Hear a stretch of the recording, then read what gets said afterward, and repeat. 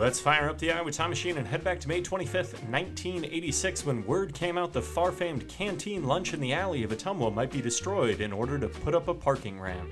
Dating back to 1927, Canteen Lunch has cooked up loose meat sandwiches and homemade pies for almost 100 years. In 1936, the business relocated to the current location on 112 2nd Street East in downtown Ottumwa.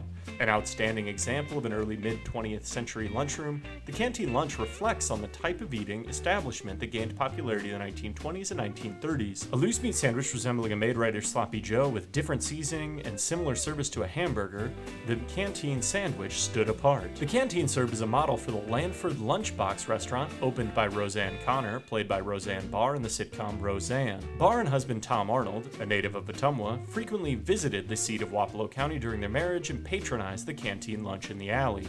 Civic development and downtown renewal efforts in Ottumwa have threatened the Canteen Lunch on at least 2 different occasions. During the mid-1970s, officials pitched demolishing the local institution, only to reconsider after public outcry.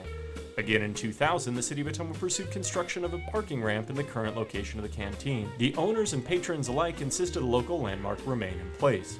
Subsequently, in 2004, air rights were purchased above the canteen and a parking lot was constructed overhead, allowing the people of Ottumwa to continue enjoying Canteen Lunch in the alley. Thanks for taking a trip in the Iowa time machine with me, Dr. Kevin Mason, and Notes on Iowa as we continue to explore Iowa's past. Remember, you can always continue the journey by subscribing at notesoniowa.com, on YouTube, TikTok, Instagram, or Facebook.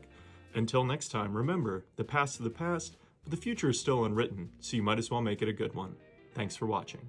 Probably heard a lot about the boy, well, true.